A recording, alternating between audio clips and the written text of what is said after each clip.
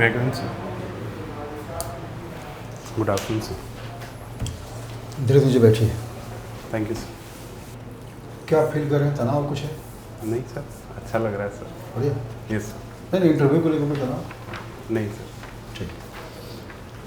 धीरे धीरे बताइए सर कि हाल के दिन में देखिएगा कि हमारे पूरे देश में किसी विशिष्ट राज्य में नहीं, पूरे देश में भीड़ के द्वारा हमला यानी मॉब लिंचिंग का जो केस है ना सर, ये बढ़ता जा रहा है।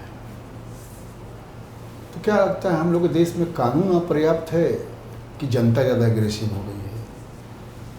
सर अभी हाल में तो ऐसा कुछ नहीं सुनाई पड़ा है कि ऐसा कोई मॉब लिंचिंग जैसा कोई केस हुआ हो सर।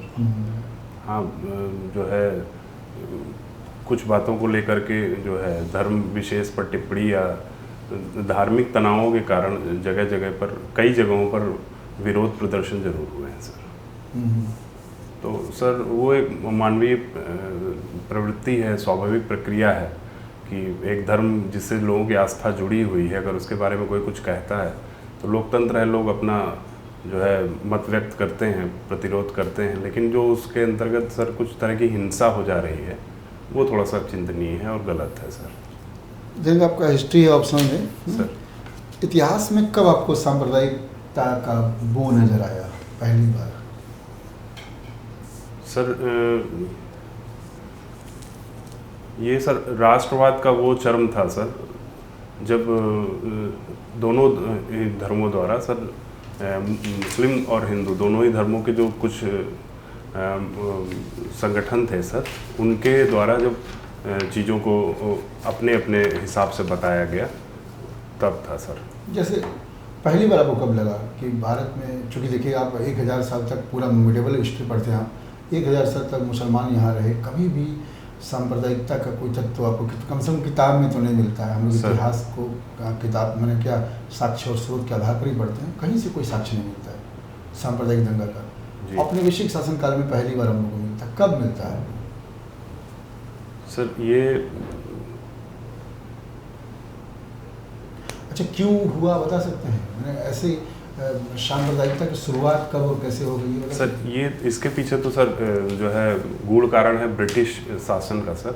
उन्होंने फूट डालो राज करो नीति के तहत जो काल विभाजन किया था, समय के साथ वो बढ़ता चला गया। उन्होंने इस चीज़ को ऐसे प्रकट करने का प्रयास किया कि ये जो काल विभाजन मध्यकालीन है ये आपके ऊपर थोपा गया है, मतलब बहुसंख्य जो हिंदू धर्म है उनके लोगों के ऊपर।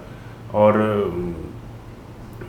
इसके अंतर्गत इससे पहले जो प्राचीन काल का इतिहास था, प्राच्यवादियों द्वारा ये घोषित किया गया कि सर ये बहुत अच्छा काल था, मतलब एक समृद्धि का काल था। और अब वो अपनी जो उपस्थिति है भारत में, क्योंकि जीता तो उन्होंने तलवार के बल पर ही था भारत को, तो लंबे समय तक उसको कैसे जो है सस्टेन कराते, क्योंकि ब्रिटिशर्स को अपनी विश्व स्तर पे छवि भी अच्छी बनाए रखनी थी, सकारात्मक सर। तो उन्होंने इस चीज़ को ऐसे पुष्ट करने का प्रयास किया कि ये जो आपके साथ गलत हुआ है इन 800 सालों में, हम इसको सुधारेंगे। तो उन्होंने सर जो मुस्लिम काल विभाजन किया था, तो उसी को लेकर के आगे जैसे मुसलमान इस्लाम को मानने वाले भी अलग अलग तरह से जुड़े। जैसे सर सैयद अहमद खां पहले बहुत बड़े राष्ट्रवादी थे, लेकिन बाद अंग्रेजों ने तो पहले भड़काया मुसलमानों को। हाँ सर, तो उन्होंने जिसको जिसको तोड़ पाया उसको तोड़ा उन्होंने सर अपने अपने प्रयासों से सर। तो यहीं से सर धीरे धीरे सांप्रदायिकता की शुरुआत हुई। और राष्ट्रीय आंदोलन के दौरान भी जो राष्ट्रवादी नेता थे उनके द्वारा भी थोड़ी सी गलतियां हुई कि जो उन्होंने धर्म को ज़्यादा तवज्जो देने का प्रयास किया। यद्यपि हम लोग जो है दादा भाई नौरोजी वगैरह की आर्थिक उसको देखकर कर सकते थे। ये बताइए भारतीय राजनीति में समकालीन समय, वर्तमान समय में सर सोशल मीडिया की क्या भूमिका दिख रही है? सोशल मीडिया की सर बहुत बड़ी भूमिका है सर इस समय। हाँ सर, इसकी रीच, इसकी पहुंच बहुत ज़्यादा है, इसका विस्तार बहुत है। और आप जो है हम इसको चौथा स्तंभ कहना मतलब गलत नहीं होगा सर। तो मीडिया तो ऑलरेडी चौथा स्तंभ है ही। Yes sir. सोशल मीडिया की बात करें, सोशल मीडिया सर बहुत इजीली अवेलेबल है आज, हर बच्चे से लेकर बड़े तक जिसके पास भी एक स्मार्टफोन है, 3G या 4G कनेक्शन है, वो इजीली सोशल मीडिया से व्हाट्सएप, फेसबुक, इंस्टाग्राम, यूट्यूब अलग अलग तरीक़ों से जुड़ा हुआ है सर। तो कोई भी चीज़ बहुत जल्दी प्रचार प्रसार करना हो अच्छी बात, खराब बात, सकारात्मक, नकारात्मक तुरंत हो जाता है, सेकंडों में वो तो ऑल प्रोसेस है, आप सर। प्रोसेस की बात कर रहे हैं सर, हमने कहा भारतीय राजनीति पर उसका क्या इम्पैक्ट पड़ा है? भारतीय राजनीति पर बहुत बड़ा इम्पैक्ट पड़ा है सर। हाँ पिछली जो 2 सरकारें हैं उसमें बहुत बड़ा योगदान है सर सोशल मीडिया का। सर प्रचार प्रसार के माध्यम से सर अपनी बातें पहुंचाना, अपने अपने किए गए कामों को गिनाना, दिखाना, उसको कई बार उसको बढ़ाकर आपको भी नहीं लगता कि दिखाना। बड़े आदर्शवादी रूप में आप उत्तर दे रहे हैं? सोशल मीडिया कभी भी सरकार की उपलब्धियों को बढ़ा चढ़ा के कहाँ बता रही है? अधिकांश सोशल मीडिया तो इसमें लेकर पैर कैसे खींचा जाए, कहाँ कहाँ सरकार की कमजोरी को उभारा जाए। सर वो तो दोनों विपक्ष कर रहा है ना सर। सरकार राजनीति जो कर रही है सर, जैसे राजनीति के अंतर्गत अगर आप पूछेंगे तो सकारात्मक, मैं केवल राजनीति के बारे में हाँ तो सकारात्मक सब पक्ष, जो सत्ता पक्ष है वो तो अपनी बात बोलेगा, विपक्ष तो अपना खुद सत्ता में आने के लिए कुछ ना कुछ तो बोलेगा ही। और दोनों ही पक्ष सर सोशल मीडिया को लेकर एक प्रोपोगंडा वाला जो होता है वो भी करते ही रहते हैं सर। तो ये चीज़ें हैं, सोशल मीडिया का बहुत प्रभाव है सर, त्वरित प्रभाव पड़ता है इसका। आप बीकॉम किए, उसके बाद एमए कर लिए, सर ऐसा क्यों? सर इकोनॉमिक्स में उस समय जो है हम कुछ अच्छा करना चाह रहे थे सर, लेकिन कुछ पारिवारिक स्थितियां ऐसी बनी कि जो है हो नहीं पाया उतना अच्छा अपेक्षित रूप से सर। नहीं, एमए किस सब्जेक्ट किए? सर इकोनॉमिक्स से सर। नहीं, बीकॉम के बाद एमए क्यों कर लिए आप? सर बीकॉम में सर इकोनॉमिक्स पढ़ने का ज़्यादा मेरा मन था उस समय, हाँ। तो जो है हमने इकोनॉमिक्स आगे बढ़ने का थोड़ा सा अगर प्रयास आप किया। मुख्यमंत्री बनने का मन करेगा तो आप नौकरी छोड़ देंगे, उसमें चले जाएंगे। नहीं ऐसा नहीं है सर, उम्र का भी तकाजा होता है सर। उस समय अलग 14 साल पहले की उम्र अलग थी, आज की उम्र अलग है सर। आदमी अपनी गलतियों से सीखता है, लेकिन बस वही है कि निरंतर प्रयास में रहता है कि कैसे ऊपर की अच्छा, तरफ बढ़े। आपको लगता है कि आपके अंदर कोई ऐसा गुण है जिसके कारण आपका चयन ना हो पाए? नहीं ऐसा गुण कोई, क्या अवगुण कह लीजिए, अवगुण है जिसके कारण आपका चयन ना हो पाए? नहीं ऐसा कोई सर अवगुण नहीं है। मानवीय गुण कुछ ऐसे होते हैं जो सभी में कम ज़्यादा होते हैं, वो मुझमें भी हैं सर। बस। सिविल सर्वेंट के लिए सिर्फ मानवीय गुण तो आवश्यक है नहीं, और भी गुण जरूरी है। और सारे मानकों और गुणों को सर हम पूर्ण करते हैं सर। तो कौन से 3 गुण आपके अंदर क्रमशः बताइए कि अच्छा है, उसके बाद ये, उसके बाद ये है? सर एक तो इंटीग्रिटी सर, उसके बाद सर टॉलरेंस और प्लूरलिज्म सर, और एम्पैथी सर। ये चारों ही गुण एक सिविल सर्वेंट में होना बहुत ज़रूरी है सर आज के समय में। सत्यनिष्ठा है आप में, सर टॉलरेंस भी है। जी सर।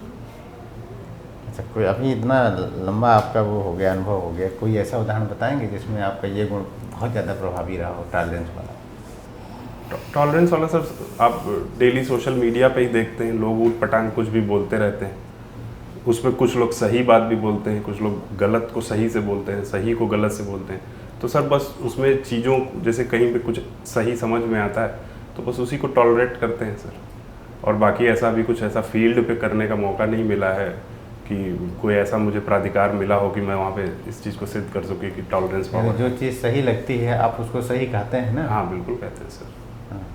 पारिवारिक रिश्तों में सर, जैसे वो तो मेरा व्यक्तिगत हो जाएगा, उसमें भी होता है कि जैसे ऐसी पृष्ठभूमि से हम लोग समाज में मध्यम वर्गीय हैं कि जहाँ पर परिवार में कुछ ऐसी बातें होती हैं जहाँ पे टॉलरेंस पावर चाहिए होती है, तो नॉर्मली समाज में एक अलग छवि बनती है, लेकिन मैं उसको फॉलो करता हूँ सर। हाँ। तीसरा गुण आपने बताया कि हमारे अंदर पेशेंस है। बहुलवादिता सर। अच्छा, बहुलवादिता, बहुलवादिता क्या है? सर जो जैसे है उसको वैसे ही अपनाना सर। अनेकता में एकता वाली बात है सर, कि आपको जो पसंद है, मुझे इससे कोई फ़र्क नहीं पड़ता कि आपको वो क्यों पसंद है। मैं नहीं कहूँगा कि आप वो मत करिए या करिए।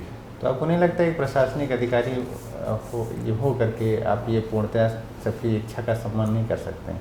सर अपेक्षित रूप से तो कर ही सकते हैं। कानूनी बाध्यताओं, मतलब कानूनी धाराएं जो हैं, बस उनको आप मत कीजिए। बाकी लोकतंत्र में सभी को जीने का कोई पूरा हक है PFI सर। का झंडा फहराना चाह रहा है, कोई पाकिस्तान का झंडा फहराना चाह रहा है, वो आप कहेंगे हम जो है वो सबकी स्वतंत्रता का सम्मान करते हैं, सबकी इच्छा का सम्मान करते हैं? सर आर्टिकल 19 सर आपको संघ बनाने का, बोलने का पूरा अधिकार देता है। अब उस संघ को बनाने के बाद और आप बोलते क्या हैं, ये तो कानून की जिम्मेदारी हो जाती है कि आप जो भी बोलेंगे उसको बोलने के अनुरूप ही उसके ऊपर कार्रवाई होगी। जैसे अभी आज ही के न्यूज़पेपर में जुबैर का एक छपा है सर कि सुप्रीम कोर्ट ने उनको, न्यायालय ने उनको बेल दे दी है। यही बोला है कि पत्रकार हैं, उनको बोलने से और बात करने से नहीं रोका जा सकता। तो लेकिन अगर वो कुछ ऐसा गलत बोलते हैं तो उसके जिम्मेदार वो स्वयं होंगे। तो संघ बनाना कोई गलत नहीं है सर, सभी संघ बनाते हैं, बहुत सारे संघ बनाए हैं जिन्होंने बहुत अच्छे से काम किया है, देश को संभाले हुए हैं अलग अलग तरीकों से सर। अच्छा, एक लास्ट क्वेश्चन है। अभी आप देखे होंगे हरियाणा में एक डिप्टी एसपी की हत्या हो गई। Yes sir. आप अगर उस जगह पर होते सर तो उस कृत्य को रोकने में कौन कौन सा 2 उपाय करते? सर समय ऐसा था वो कि उन्होंने त्वरित निर्णय लिया, लेकिन त्वरित निर्णय लेने के साथ उनको थोड़ा सा जो है सीनियर्स को साथ लेकर चलना चाहिए था। अगर वो इस काम से जुड़े हुए थे तो पहले से एक टास्क फोर्स ऐसा कुछ बनाते कि जो एक त्वरित आदेश पर तुरंत आ जाती सर। अच्छा हाँ, अभी आपको एक रुकना चाह रहे हैं हम सर। अभी आपको दिन पहले यहाँ पे देखे होंगे कचहरी में एक घटना हुई थी। एक एसआई था या सीओ था, उन्होंने अपने पिस्टल निकाला और जब लगा कि हमारे ऊपर अब हमला होने जा रहा है, हम बचेंगे नहीं, तो उन्होंने मार दिए।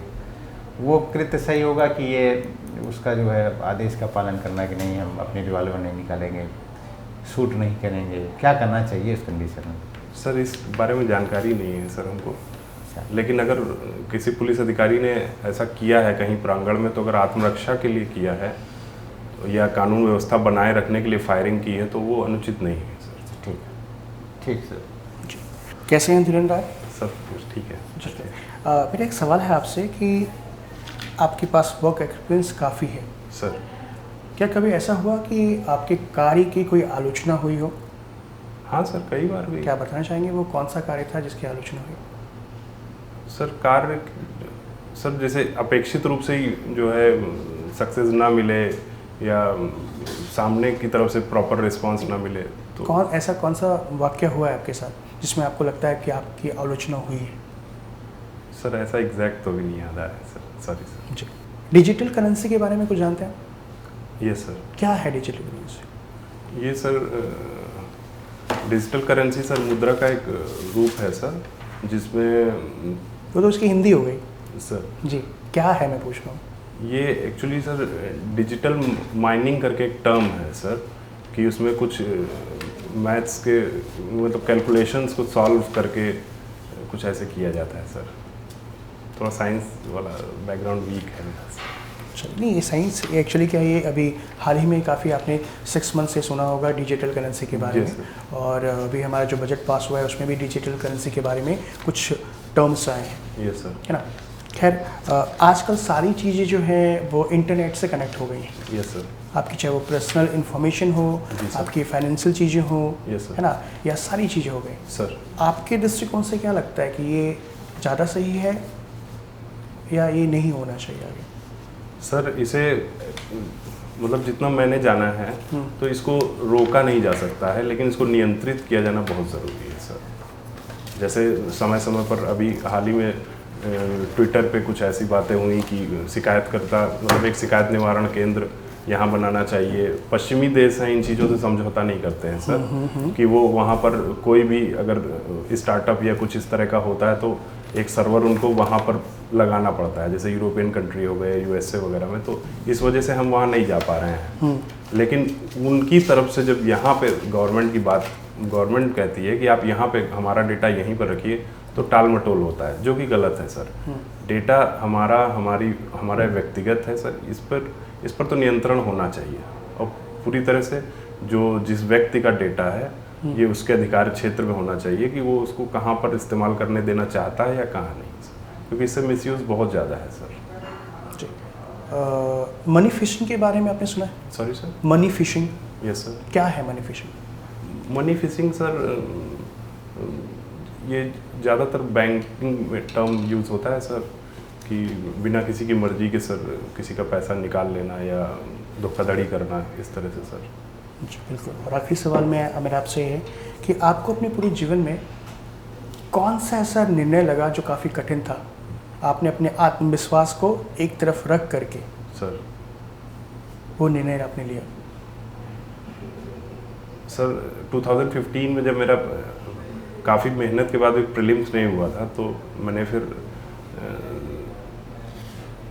उस समय थोड़ा सा मुझे बहुत कष्ट हुआ था sir.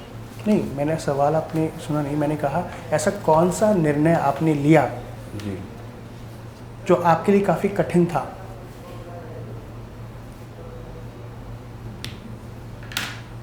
Sorry sir. Thank you so much. धन्यवाद जयंत जी।